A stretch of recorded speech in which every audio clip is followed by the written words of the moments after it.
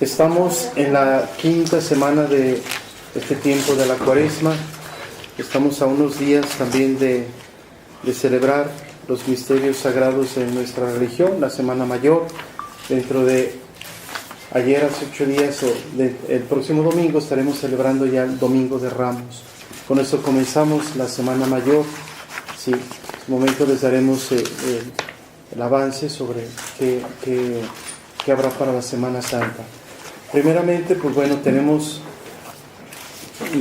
con mucho respeto y cariño la bienvenida de Leti. Nos da mucho gusto que ya esté con nosotros y sobre todo que vuelva a su trabajo con mucho brío, con mucho entusiasmo. Sobre todo reconocerle su periodismo que ella hace en medio de todos ustedes y de nosotros, ¿verdad? Seguimos pidiendo a Dios que la llene de esas gracias y bendiciones que necesite. Y antes de que el señor obispo comience su catequesis, quiero darles una nota, ¿sí? Dice, con permiso del señor obispo, Aguascalientes tiene un nuevo capítulo en la historia de la Iglesia Católica en Aguascalientes. Se abre este día con el arribo y toma de posesión del séptimo obispo residencial en la persona de Monseñor José María de la Torre Martín, quien encontrará una diócesis rica en valores y tradiciones, inmersa en su fe y en su ferviente amor mariano, así como ansiosa de encontrarse con su nuevo pastor. La Grey Católica se encuentra alegre y jubilosa por la llegada del obispo de la Torre Martín, quien fue nombrado por el Papa Benedicto XVI el pasado 31 de enero, tras 9 meses de sede vacante ante el deceso de Monseñor Ramón Godínez Flores, acontecido el viernes 20 de abril del 2007. El flamante prelado vendrá acompañado del cardenal y arzobispo de Guadalajara, Juan Sandoval Íñiguez. Su primer encuentro con los fieles de esta diócesis será en la vecina población de Encarnación de Díaz, Jalisco, La Chona, donde será recibido por el nuncio apostólico Christopher Pierre. Luego de recibir los saludos de la feligresía de esta localidad y puntos de circunvecinos, la comitiva se trasladará a esta capital, donde se espera la presencia de centenares de feligreses en la avenida José María Chávez y en la explanada de la Plaza de la Patria, para visitar así llegar alrededor de las 11:30 a la Catedral Basílica, su sede episcopal. Monseñor de la Torre Martín ha expresado también su deseo de visitar y orar ante los sepulcros que guardan los restos de 5 de sus 6 antecesores que se encuentran en los distintos puntos del templo catedralicio. Una vez hecho esto, se trasladará a la velaria, la velaria de la Plaza de Toros Monumental, con una capacidad de 15,000 personas, donde tendrá lugar a las 12 del día la misa concelebrada, así iniciando su ministerio episcopal. Queremos felicitar a Monseñor José María de la Torre, porque ayer, día 13, cumple 8 años de toma de posesión en nuestra diócesis.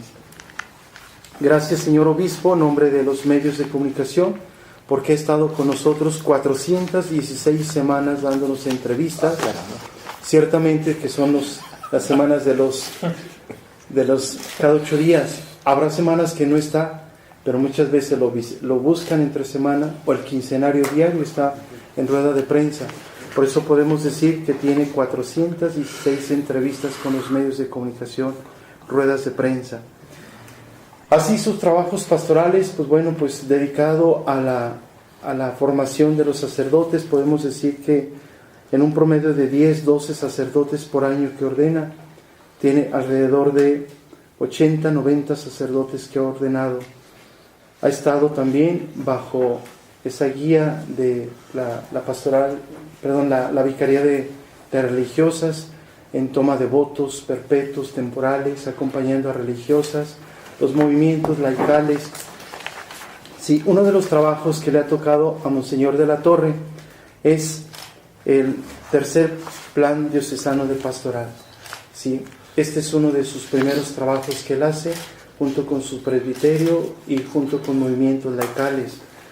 Le ha tocado la visita ad limina, dar el informe de su diócesis a Roma, y su trabajo, que sin duda pues es un trabajo excelente que ha hecho después de tantos años, el tercer sínodo diocesano de Aguascalientes. Son trabajos muy especiales, muy dedicados y delicados para el pastoreo. Sí, los documentos sobre la formación y el trabajo de los obispos nos dicen cuánto hay que orar por nuestro obispo, porque es el pastor de nuestra grey, el pastor que guía realmente a su pueblo hacia el camino del bien. Pues gracias, señor obispo, por estar con nosotros. En su caminar, el señor obispo tiene circulares. Estas circulares que cada momento, en momentos importantes, da. El señor obispo lleva, fíjense, es un dato interesante, aquí tengo todas las circulares de él, son 133 circulares, esta es la última que se ha mandado estos días a todos los sacerdotes, en donde el señor obispo invita a la misa crismal, el Jueves Santo, a reunirse con él para que los sacerdotes renueven las promesas sacerdotales. Fíjense, la 133 es invitación a la misa crismal. Empieza su circular número 1 el 14 de abril del 2008 con la invitación a la misa crismal. Sí. Entonces, primera y última son invitaciones a la misa crismal, a unirse como presbiterio, a orar y hacer renovación de nuestros compromisos ante el Señor y sobre todo los trabajos pastorales. Pues tenemos así, esto era que en su momento estamos pensando hacer un libro de esto, porque esto es historia para nuestra iglesia y sobre todo es el trabajo del señor obispo y que nosotros en comunicación no tenemos. 133 circulares, ha mandado decretos, ha mandado cartas familiares. Entonces pues es un trabajo, ¿verdad?, que sin duda pues él dirá, ¿verdad?, todo esto hecho es en el silencio lo que se trabaja. Señor obispo, muchas gracias por estar con nosotros en los medios y sobre todo por la lata que le damos. Gracias. Muchas gracias.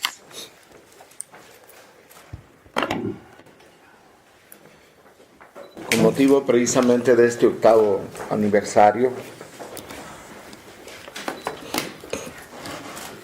quisiera recordar las palabras con las que me presenté aquí en Aguascalientes y cuáles eran los propósitos que me indicaban la tarea pastoral que tenía que desempeñar aquí en Aguascalientes.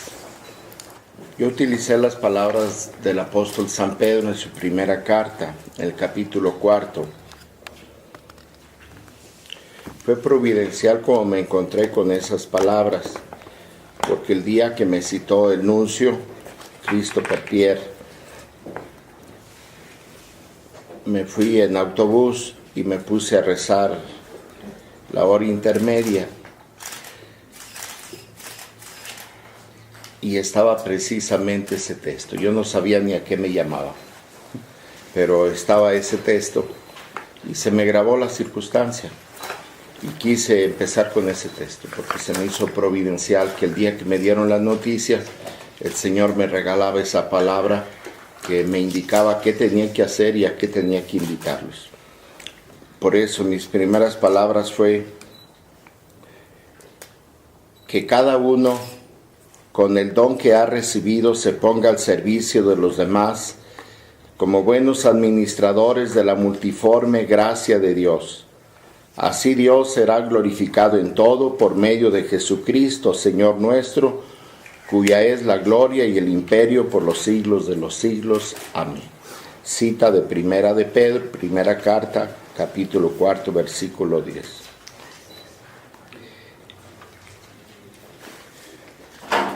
Que quede bien claro que no es por mí ni para mí que vengo como su pastor. Vengo porque el Señor me ha enviado, porque Él mismo me lo ha pedido por conducto del Santo Padre Benedicto XVI. Vengo a compartir con ustedes el mayor don que he recibido del Señor después del bautismo, el don episcopal. Vengo a coordinar y dar unidad en esta amada porción que el Señor me encomendó a los distintos dones de los cuales ustedes a su vez son portadores y que habrán de poner, siguiendo mi ejemplo, al servicio de la comunidad. Como dijo San Leandro de Cedilla, no soy yo quien vengo a tomar posesión de ustedes, sino más bien ustedes a partir de hoy toman posesión de mí, pues no soy su Señor, sino más bien su servidor. Hasta aquí la cita de San Leandro.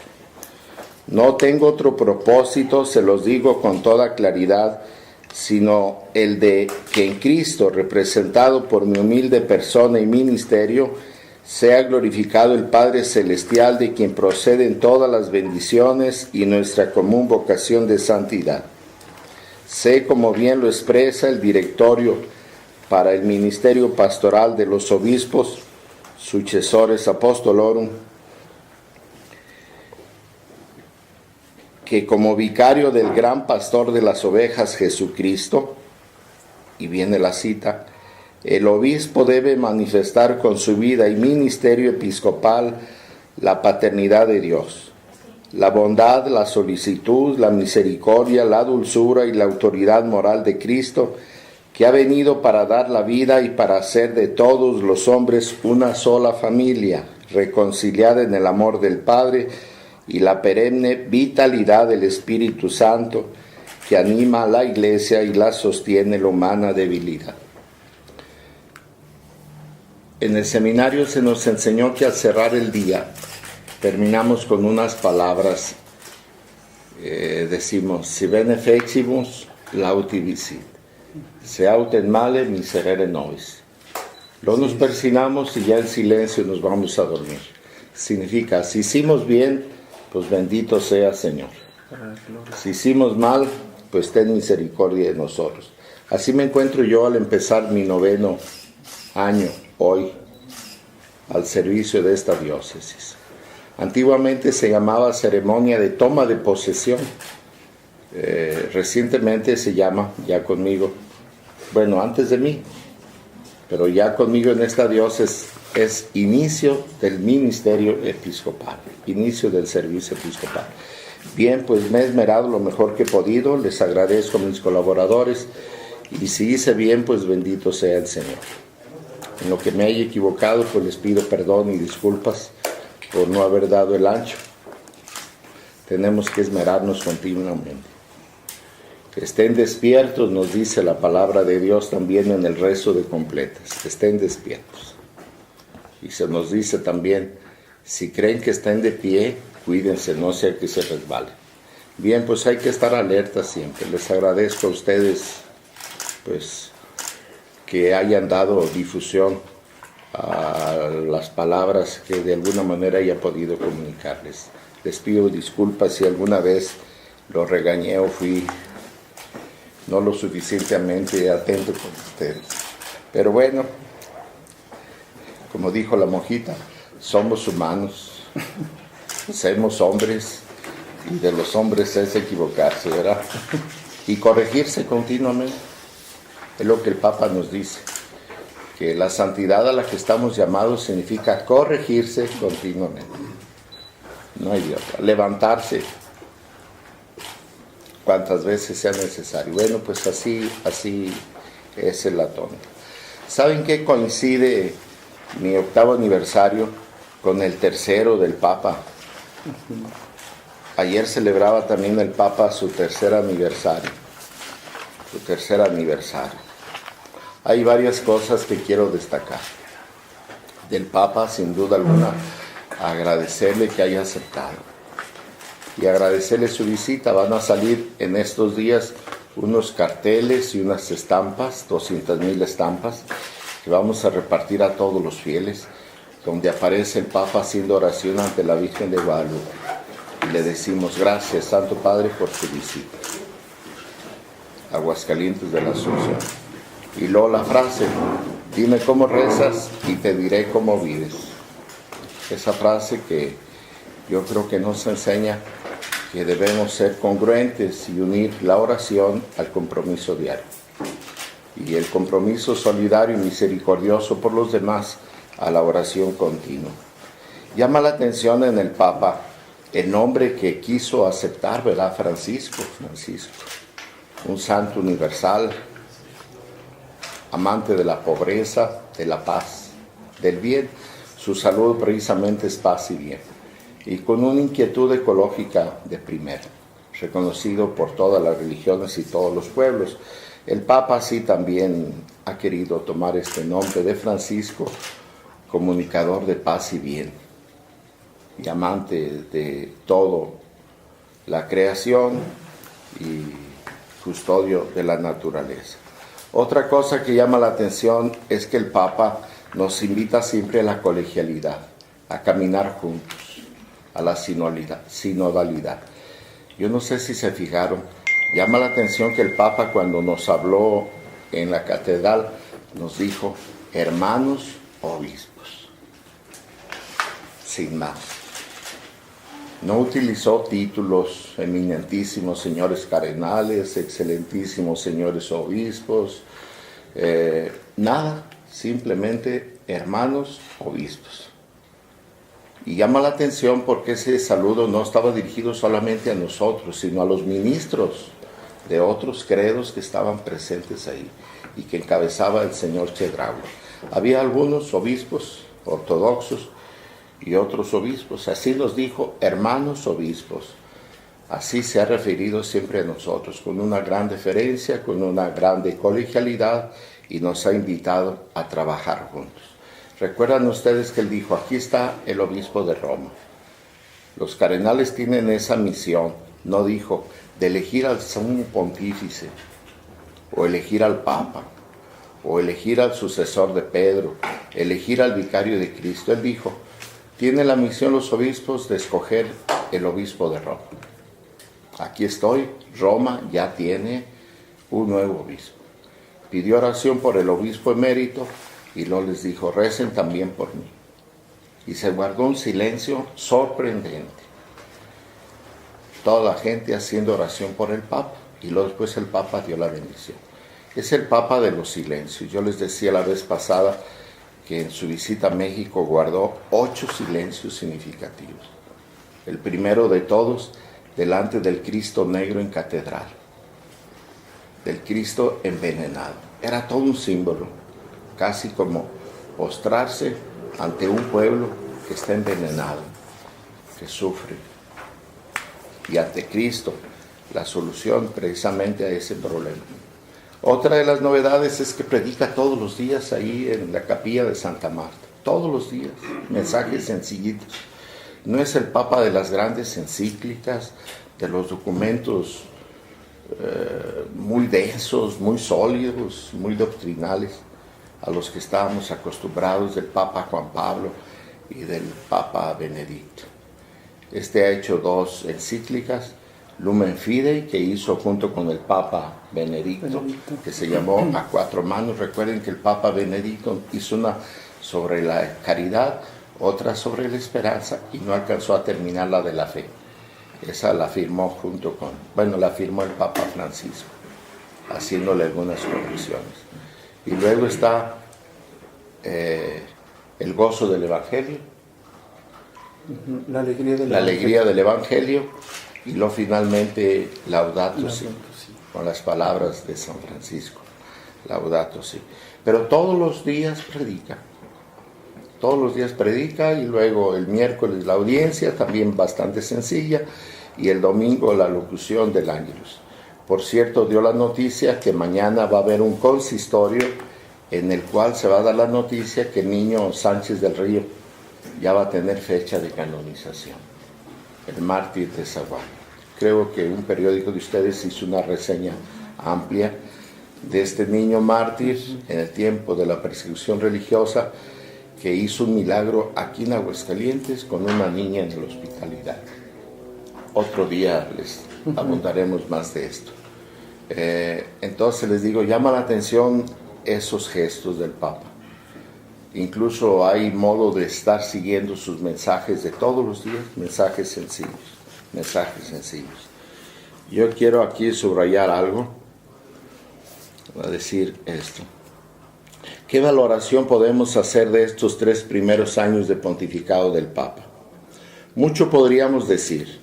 Destacamos solo una cosa: los gestos simbólicos de Francisco, siempre gestos de misericordia, proponen un nuevo estilo de actuación pastoral que refleje el del mismo Jesús. Salud. Su presencia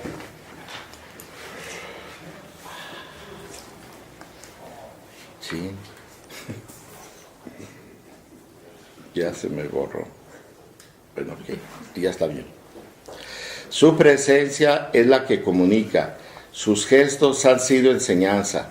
Muchas veces preceden a sus palabras, ayudan a entenderla y hacen que el mensaje toque los corazones. Con su modo de decir,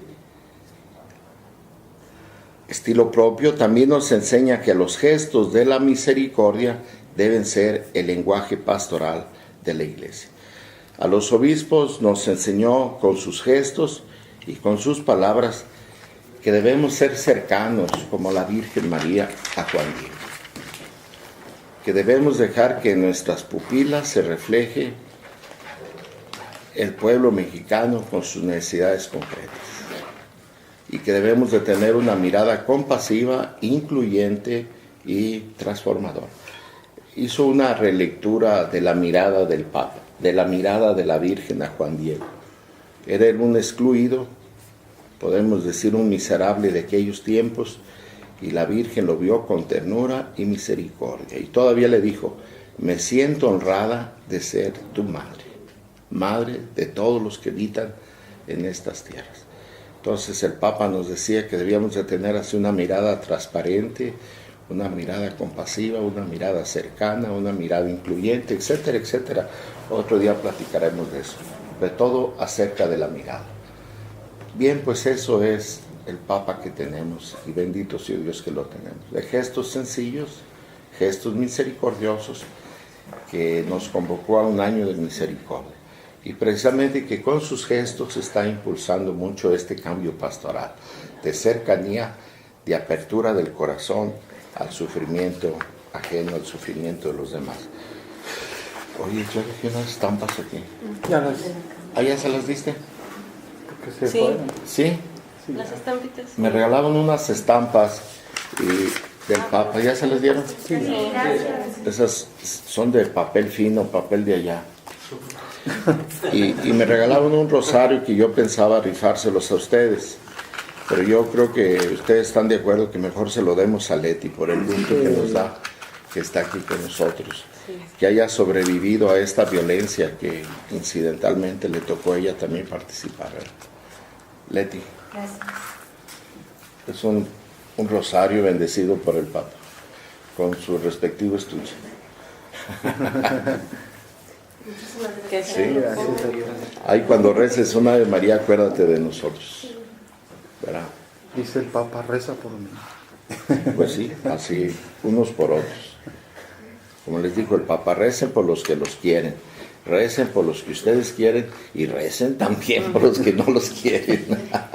Ay, bien, seguimos ahora con nuestra última catequesis, invitándolos a participar en el sacramento de la reconciliación. Ayer fui a celebrar la fiesta del Señor San José José y les decía en broma que si San José, que era carpintero, en nuestros días siguiera trabajando, sin duda alguna también haría confesionarios, ¿verdad? Y que a propósito de confesionarios, pues que recuerden ese compromiso que tenemos los creyentes de confesarnos y comulgar por la Pascua, Bien, llamados a experimentar el sacramento de la reconciliación como sacramento de la misericordia que cuida y sana nuestra debilidad. En algunos ambientes constatamos una especie de desinterés en la práctica de la confesión.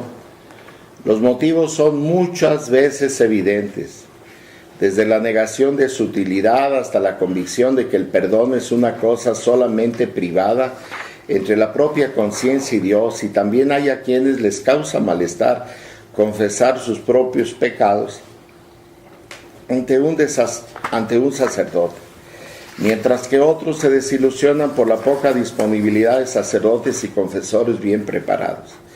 Quizás sea necesario reconocer que la dificultad de acercarse al sacramento de la reconciliación sea así mismo reflejo de la dificultad de poner la fe en Dios y sobre todo en su misericordia. El Papa Francisco ha dicho: Dios no se cansa de perdonar. Somos nosotros los que nos cansamos de pedirle perdón. Dios nos abraza con ternura cuando nos acercamos a la confesión. La Iglesia continúa la misión de Jesús ante la pérdida del sentido del perdón. También ante la misión evangelizadora de la Iglesia, el escándalo y el asombro se manifiestan en todo tiempo, lo que significa recibir el perdón de los pecados. La misericordia con la que Dios acerca al pecador a Él no es un sentimiento vago que define su bondad, sino la firme determinación con la que Él extiende a cada uno de manera eficaz la salvación que Cristo ha realizado en la cruz para todos y de una manera completa y definitiva. El perdón de los pecados es la experiencia de la verdad. Para el cristiano, el pecado y el consiguiente mal no constituyen una simple violación de una ley, sino una realidad que lo penetra y lo circunda sin que jamás alcance a comprender plenamente las raíces de su alcance. El mal nunca se anuncia de forma anticipada por lo que verdaderamente es, pero se mide y se esconde en los pliegues más recónditos de la vida humana más banal y cotidiana, hasta que solamente una mirada particularmente aguda lo puede discernir antes que estalle con toda su horrible realidad. El perdón de los pecados es una experiencia de comunión. El perdón que Dios ofrece al pecador jamás es una realidad puramente individualista. Así como el llamado de la fe implica una respuesta personal pero inserta en una comunidad de discípulos, también el perdón de Dios no solo se realiza en lo profundo del corazón, sino que es recibido en el seno de la Iglesia y mediante ella. El perdón de los pecados es una experiencia de asombro. El cristiano, mientras observa el abismo del mal que lo rodea y lo atraviesa, no tiene miedo de hacer su examen de conciencia y realizar una confesión abierta.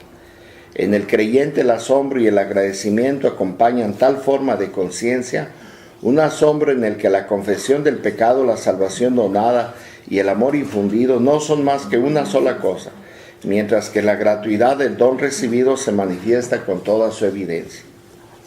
La conversión como dulce y confrontadora alegría. Es interesante concebir la conversión en clave de alegría, porque el gran riesgo del mundo actual con su múltiple y abrumadora oferta de consumo es una tristeza individualista que brota del corazón cómodo y avaro, de la búsqueda enfermiza de placeres superficiales de la conciencia aislada. Este es un mal que se padece a nivel personal y a nivel institucional, a nivel eclesial.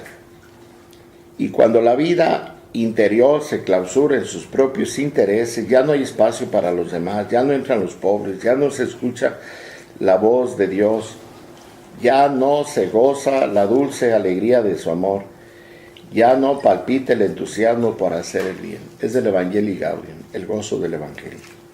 La Iglesia está llamada como comunidad a una conversión. No se trata de una nueva iglesia, sino de un nuevo modo de ver la iglesia que debe conducir a un nuevo estilo de vida eclesial.